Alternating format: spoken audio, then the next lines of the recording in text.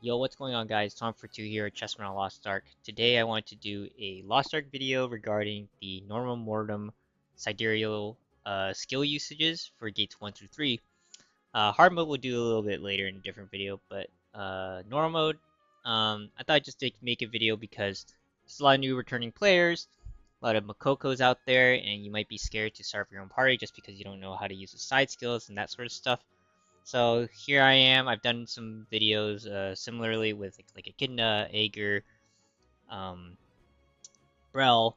So here's the normal Mortem one, and yeah, let's just get into it. But before I do, be sure to like, subscribe, all that stuff. If you like this sort of Lost Ark content, I make Lost Ark content on the side, just doing dungeon runs, some builds, some you know playstyle tips, that sort of stuff. So we're nearing 2K subscribers, so again, greatly appreciate it.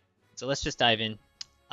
This gameplay right here is I'm running on my War Dancer, which is 1680, running with a bunch of my homies, or my peeps, my guildmates. Um, right now, yeah, I can't remember everything that happened in this VOD since it happened a while ago, but we just go right into Gate 1. So Gate 1, the very first time you're going to use the side mech is after this kind of mech here. So after the first part, you're going to phase into fighting Thamine riding his dragon. And then there's going to be a cutscene happening here. And essentially, you're going to want to use Carmine. Now, to go over the side skills, so you have Thyrene, Ezekiel, and Carmine. Thyrene is straight damage. Ezekiel is defense. I think he does some like push immune, and some he does something else too, but I don't even bother using Ezekiel in this gate. And then you have Carmine, who does like a special buff and damage as well. I think the buff itself is like RNG, could be like defense or attack power, but again, I think it's RNG.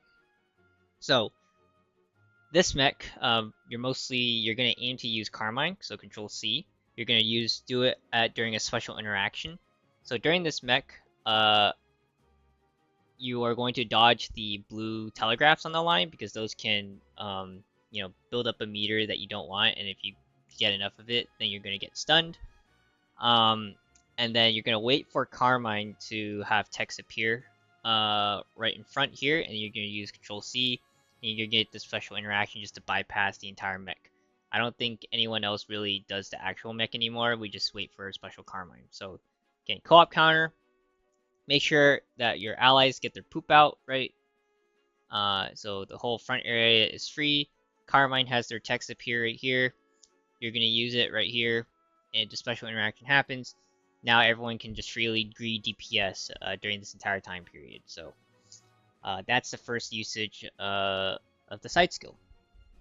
The second part happens when Thamine comes to this 12 o'clock area in the arena, and essentially you're going to wait to use Thyrene. So Thyrene just does damage, and you're going to use this +1 skill as well. So it's Thyrene, which uses 3 bars, and then the +1 you need 4 of the bars total.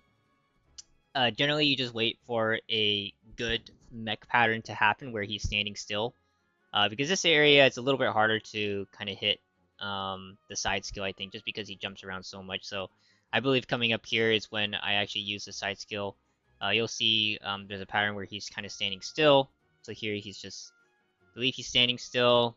He's swiping back and forth on people. Really moving a lot. This pattern right here, he does slashing the sides, and then he hits the front. So this is generally a safe one to do it at. A safe pattern to use it on too is when he does the mirror mech, where he reflects the damage, because he's just mostly standing still there.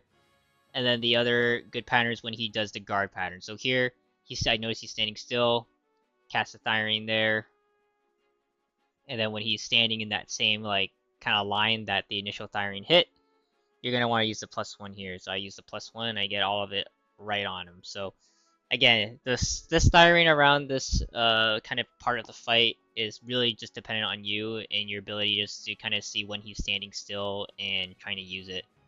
And again, you're just using Thyrium for extra damage pretty much. So that's the second usage.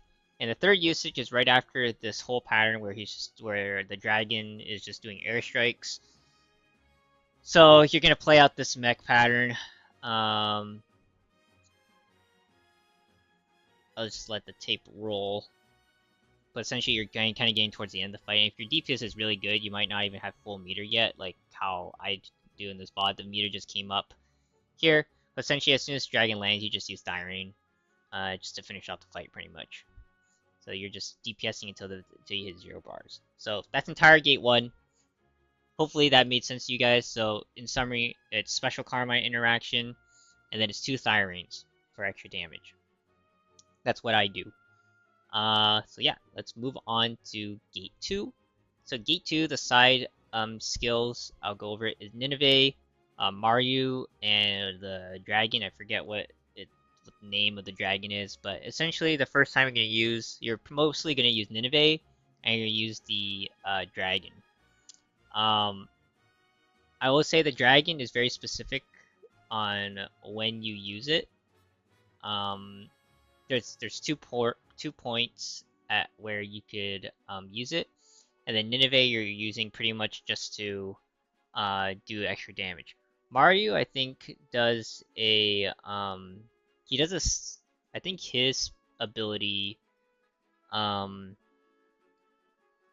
it like decreases the meter, or like the number of stacks that you gain if you get hit by kind of those, I forget what it's called, but I call them the parasite stacks, that if people don't dodge certain patterns, they're going to stack up to 15. So if you are nearing that, I believe there is that side skill that you can use to just kind of decrease those stacks. So let me just review it really quick. Okay, so I misinformed. So Nineveh is just damage. Mario is stagger in damage, and then Mystic is reduces meter and it does damage as well. I mostly just use Nineveh and Mystic. So Mystic, there are special interactions you want to use it on, and that's about the only time you're going to use it. So let's go right into the gameplay. The first time you're going to do the mech, so you're going to play through all this stuff in normal mode, and then you're going to reach a point where you're going to do the memory mech, or the Simon Says pattern. Essentially, you see this purple like circle that's around the boss. Essentially, when the purple circle disappears, that's when you cast Nineveh, and you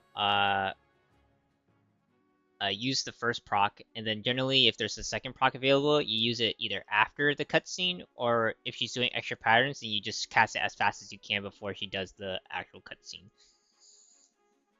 So here, since our DPS is pretty good, I'm not sure if I'll actually be able to get the second cast off, but let's fast forward. So the timer's going down. We just played the second round of the memory mech.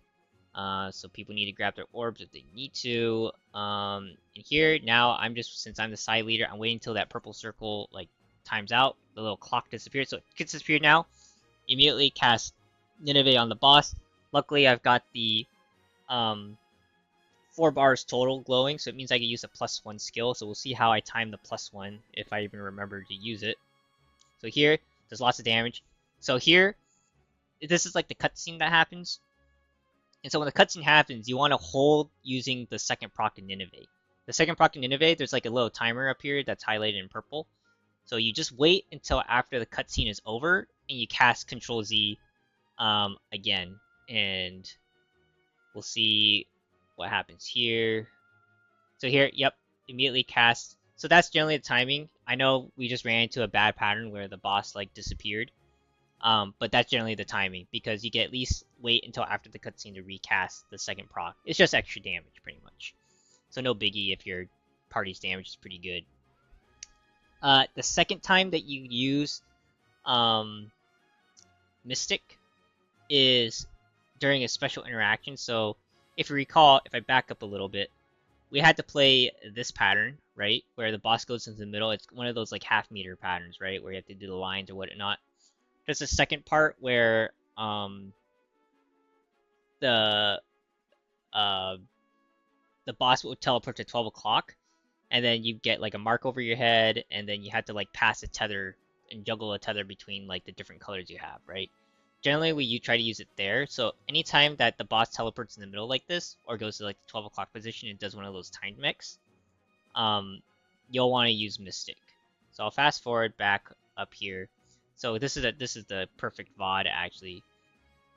So not many people actually know how to play one of the specific timed mech where you see our meter has gained a little bit. People have been getting hit a little bit more than usual probably in this raid. But essentially I think we're going to have to play through, yeah, I think people just get hit a ton by this. And then we have to play boss teleports to 12 o'clock right here. Teleport. So she teleports right here. So that's your indication that everyone has to go 12 o'clock. And this is when you're going to want to use Special Mystic. And I could probably find a VOD of the other instance you use Special Mystic. But Mystic happens. You use it right when the front and back indicators in my screen is blue and white. As soon as the blue and white appears, that's when you proc it. And it's pretty much just a free DPS window. It's going to nullify the entire timed mech. And you're going to be able to just DPS it. So as soon as I see the indicators, proc it, and pretty much you get the special interaction, and everyone's just free to DPS it how they please. Okay. The last case you use a side is pretty much in the end. You can kind of use it whenever you want, at your discretion. You could use Mystic if you notice that your stacks are getting high in the end phase. Just make sure that the stacks don't go above like 15. So Mystic for Control C, and then typically for more damage I use a Nineveh. So we'll see when I actually use. Oh, I don't even actually use Nineveh because the damage is just way too much in this party. But typically, there is a pattern that I could probably pull up another VOD. Let me see if I have another limited VOD. Here.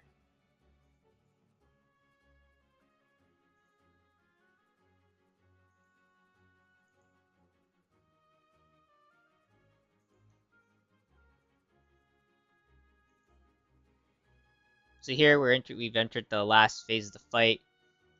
Boss just got staggered here. So I just decided to use Nineveh since it's not moving at all. It's easy to hit, and I used the +1 as well, so you just get a lot of extra damage. Another good spot to use it is when you play the part where you have to use your hyper, but that's not this part. But you guys get the idea. There's a bunch of instances where you could actually use, Nineveh and Mystic in Gate 2. So to recap, it's Nineveh after the Simon Says or Memory mech. It's Mystic whenever the boss goes to like that 12 o'clock position or plays that specific line pattern that's at the start. So this pattern right here. And then you use Nineveh, and the third time usage is usually Nineveh for more damage at the very end whenever the boss is standing still in the final phase. So hopefully, guys, that made sense. There's quite a few like nuanced differences in Gate 2, so don't be worried if you're confused. A lot of people don't even know still. There's just some different timings that you guys can use. Alright, let's go to Gate 3. Gate 3, I'll stick to just the normal way that NA players have been doing it. There is like a KR tech that I know to use, but it requires people to actually know the fight and to be damaging quite a bit. And you need to not be gaining meter that much. So the first time you use it, you're gonna have to wait till Mordum, the boss, is I guess counterable, and you're gonna proc Balthor right before the counter actually happens. And just to go over the side, I always forget to keep on like recapping the sides. So Shandy does the most damage, that's just damage, and then the second proc is more damage. Balthor is destruction and stagger with a little bit of damage as well. And Bastion reduces your entire team's um, meter, or yeah, the meter that's at the bottom. And so you want to keep your meter as low as possible. So generally, Bastion is a good bet to have, just because it does damage and also cleanses um, everyone's meter as best as they can. So let's just get into yeah, let's get into the Balthor. So the very first time you use, again, is Balthor. You're gonna do some destruction. So at the beginning of the fight, we're just waiting for a counter pattern to happen, and then he's gonna, once you counter him, he's gonna be there's gonna be like a little circle in front of him that shows how much destruction he has left over. So here's a counter pattern, right? We're expecting people with the blue color to hit the counter. For me, I'm red, so I'm just waiting until right before the counter actually happens to use Control X or Balthor. So here, you can see I use it right before he glows. That way when the counter happens, you can see Balthor takes two big chunks, almost 3/4 of his entire destruction bar down. Because it happens fast. It appears and then disappears really fast. So you want to be good with the timing on Balthor. And if you miss it, you might get like half of it, but if you time it right, you'll be able to clear out 3/4 of the destruction meter, meter right there, like how I did it. So again, Balthor, definitely in the beginning want to try to land it as soon as possible because it'll help everyone else do more damage. So that's the first usage of the side. Second usage, I personally will wait until the first break happens. So I think right here, yeah, we'll just play it from here. So right here, we're about to enter the first part of the stage break. So Mordum chooses someone to do the skirmish. They got the skirmish indicator. Meter's almost there. They've got to dodge it, and then they've got to do the guards, right? So the cutscene's going to happen, and then what I like to do is I like to pop Bastion, because if you notice, people's meters are starting to get a little bit high up to the halfway point. And what I like to do is I like to just clean everyone's meter, because I don't like dealing with the whole like bomb explosion thing that happens, especially if people fill up their meter too much. So here, since Bastion's available, I'm going to use Bastion. Again, it's damage, and it reduces your gauge. So now that I've used it, everyone's meter is actually back to 0. Perfect for any reclear parties who are just looking to not have to deal with needing to focus in and dodge all the time. If you have the +1, feel free to use it. It just does extra damage, so don't even worry about that. But that's the second time I use it. And most times in normal reclears, there's going to be enough damage now where we're DPSing it pretty far. The only other time that you actually have to use this is either use Shandy or use Bastion again. So what I like to do is wait until the very end, because 160, that's usually the hard mode. There's a hard mode mech where you absolutely need to use a side skill there to make sure you don't wipe. So my habit is always to save the side skill until we at least pass that specific part. But normal, you don't have to play that. You'll see right here, her damage is so good to the point where everyone's meter's fine. We've been pumping it quite a bit. I'm probably tempted just to use Shandy, right, just to get the extra damage off. So you guys will probably see right here, I've got the 4 bars glowing here. There's no more mechs really to happen anymore. So I would just use Shandy here just for the extra damage, and we're probably clearing this before we even get to the final break.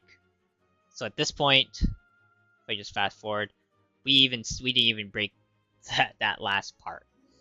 I will show a VOD though. This is hard mode, but at the very end here, you need to save if your party does not have good damage in normal mode, you will need to have at least 3 bars of side for Balthor. And what you do is, if your party's a little bit stretched for DPS, you're gonna wait until the last guard pattern. So this is the last guard pattern where you know, someone's gonna get the skirmish and someone's gonna have to aim at the orb, and then you have to stagger the boss, right? So in normal mode, pretty much the same principle applies. You stagger the boss. You have your side skill up at the very last. So the boss is gonna attempt to break this platform.